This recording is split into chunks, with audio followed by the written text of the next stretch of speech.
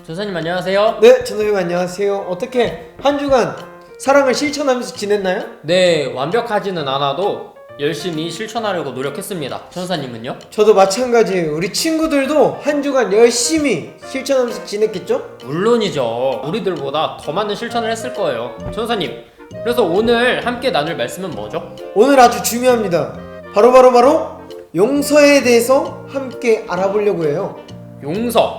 잘 알고 있기도 하고 아주 중요한 것이죠. 잘 알고 있다고 중요하다고 말씀하셨는데 잘하고 계신가요?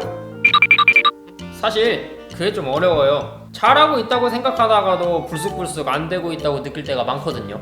맞아요. 우리 오늘 본문 함께 읽을까요? 그때에 베드로가 나와 이르되 주여 형제가 내게 죄를 범하면 몇 번이나 용서하여 주리이까 7번까지 하오리이까.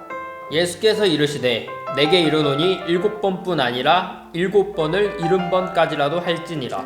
그러므로 천국은 그 종들과 결산하려 하던 어떤 임금과 같으니 결산할 때에 10달란트 빚진 자 하나를 데려오매 갚을 것이 없는지라 주인이 명하여 그 몸과 아내와 자식들과 모든 소유를 다 팔아 갚게 하라 하니 그 종이 엎드려 절하며 이르되 내게 참으소서 다 갚으리이다 하거늘 그 종의 주인이 불쌍히 여겨 놓아 보내며 그 빚을 탕감하여 주었더니 그 종이 나가서 자기에게 100데나리온 빚진 동료 한 사람을 만나 붙들어 목을 잡고 이르되 빚을 갚으라 하매 그 동료가 엎드려 간구하여 이르되 나에게 참아 주소서 갚으리이다 하되 허락하지 아니하고 이에 가서 그가 빚을 갚도록 옥에 가두거늘 그 동료들이 그것을 보고 몹시 딱하게 여겨 주인에게 가서 그 일을 다 알리니 이에 주인이 그를 불러다가 말하되 악한 종아 내가 빌기에 내가 내 빚을 전부 탕감하여 주었거늘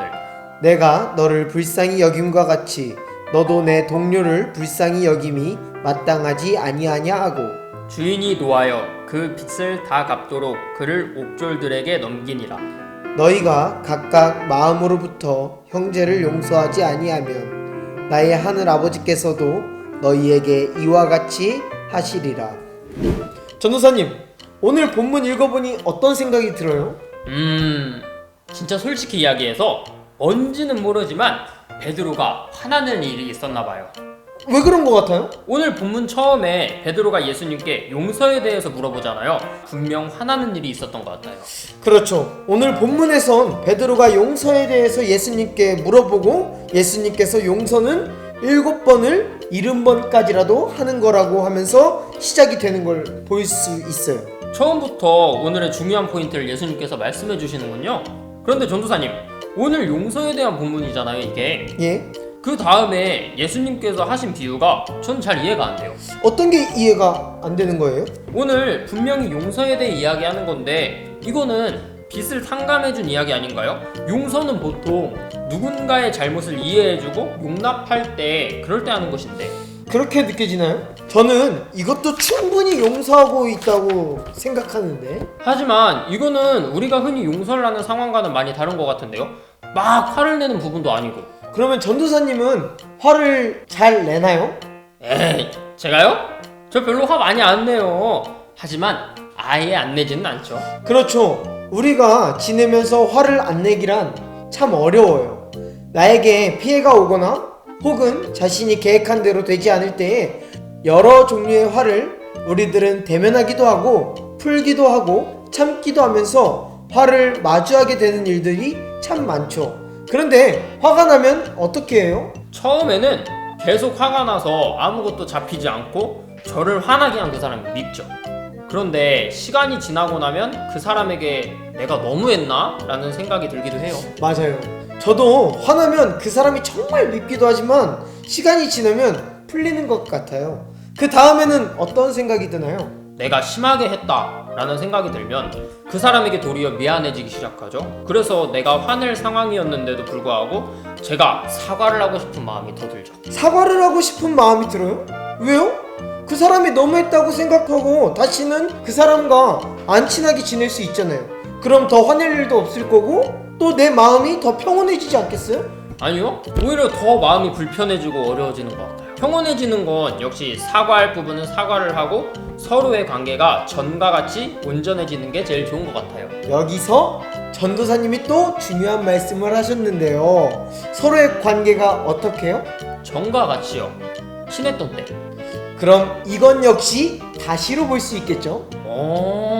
그럼 이것 또한 회복이네요? 오늘의 회복 3탄은 바로 불쌍히 여기는 마음이에요. 오늘 본문으로 한번 찾아볼까요? 갚을 것이 없는지라 주인이 명하여 그 몸과 아내와 자식들과 모든 소유를 다 팔아 갚게 하라 하니 그 종이 엎드려 절하며 이르되 내게 참으소서 다 갚으리이다 하거늘 그 종의 주인이 불쌍히 여겨 놓아 보내며 그 빚을 탕감하여 주었더니.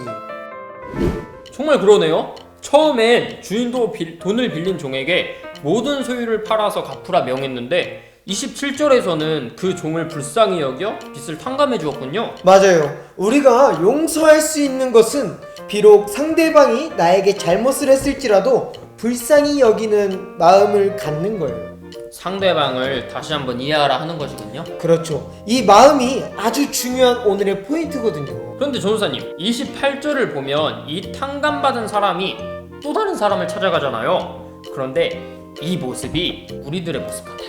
어떤 모습이 우리와 같다고 느껴져요? 처음에 27절에서 종의 주인이 불쌍히 여겨 빚을 탕감해 주었는데 이 탕감받은 사람은 자신에게 빚진 또 다른 사람을 만나서 갚으라 하는 행동이 그런 것 같아요. 그럼 한번 볼까요?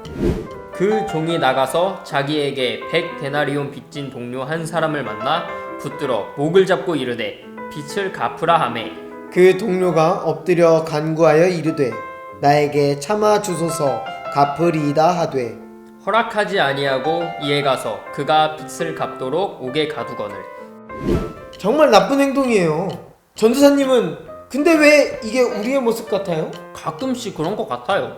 내가 잘못을 했을 땐 누군가가 나를 용서해 주길 바라는 마음이 있잖아요. 그렇죠. 내가 무엇인가 잘못을 하면 용서를 받고 싶죠. 그런데 가만히 생각해보면 저는 저에게 잘못한 사람을 불쌍히 여기지도 않았고 용서하려 하지도 않았던 것 같아요. 정말 우리 전도사님 이제는 말씀 속에서 우리의 모습을 반성하다니 너무 멋있는데요? 전도사님 말대로 우리가 잘못을 하면 용서받고 싶고 미안해하고 그러는데 앞에서 이야기했듯이 다른 사람이 나에게 불편을 끼치면 불쌍히 여기려 하지 않아요. 오히려 나를 용서해 준 것과 다른 일을 불쌍히 여기는 것은 다른 맥락으로 생각할 때가 많아요. 맞아요.